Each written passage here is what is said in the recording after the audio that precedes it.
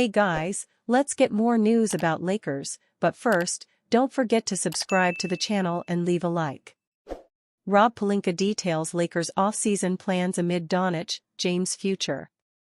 This is as important of an offseason as ever for the Los Angeles Lakers, who went in a completely different direction when they traded for Luka Doncic during the middle of the year.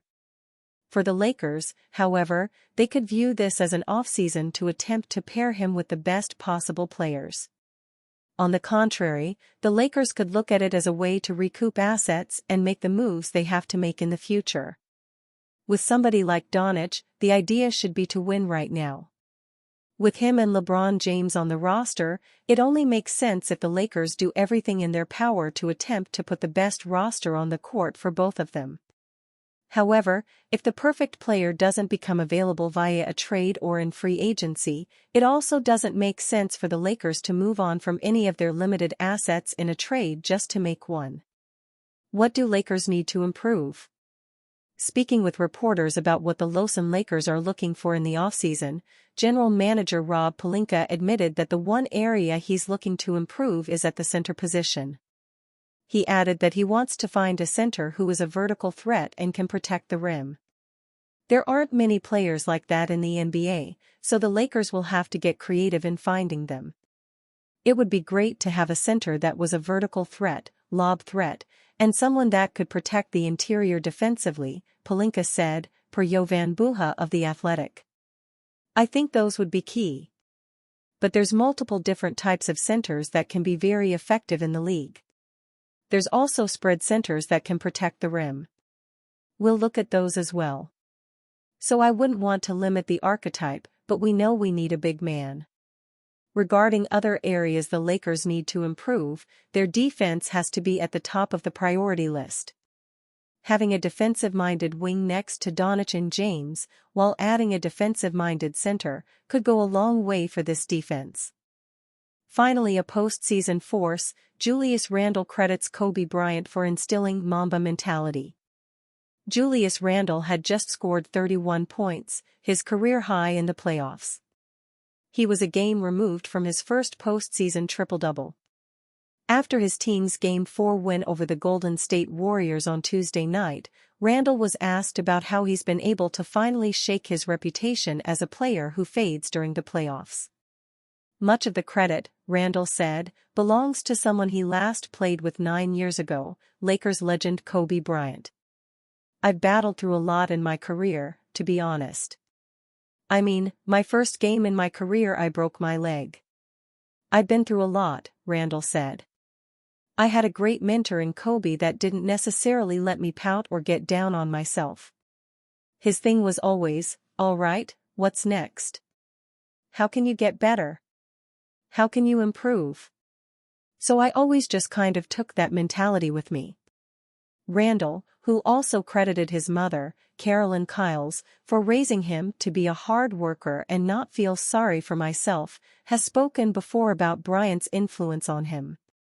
The Lakers selected him at number 7 overall in the 2014 draft, and he spent 4 seasons in Los Angeles, with the first 2 the final seasons of Bryant's Hall of Fame career.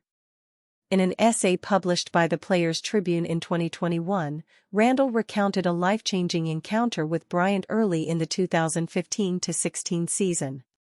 The Lakers had just arrived in Randle's hometown of Dallas late at night, with a day off before a game against the Mavericks. Just before arriving at the hotel, Randle said, Bryant asked him what his plans were for the rest of the night. Randle responded that he was going to have a night with some family and friends. And Kobe, he just cuts me off, Randle wrote. He's like, nah. We're going to the gym. And that's exactly what they did.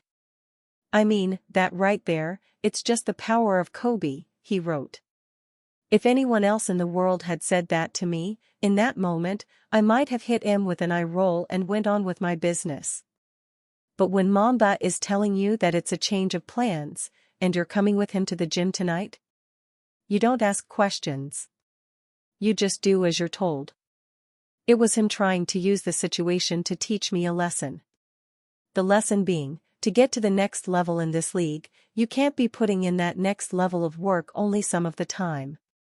Has to be all of the time. No such thing as sacrifice without sacrifice. Bryant died in a helicopter crash on January 26, 2020. About a month later, Randall had arranged for a Detroit gym to be open for his now routine, Mamba-inspired late-night workout. When he got there, Randall wrote, "The man who opened the doors for him said, 'It's good to see you. Guys don't really show up here to work out anymore.' Matter of fact, the last guy to come in this late to shoot, man, that must have been years ago. It was Kobe." Lakers might land shot blocker and lob threat center in new trade idea.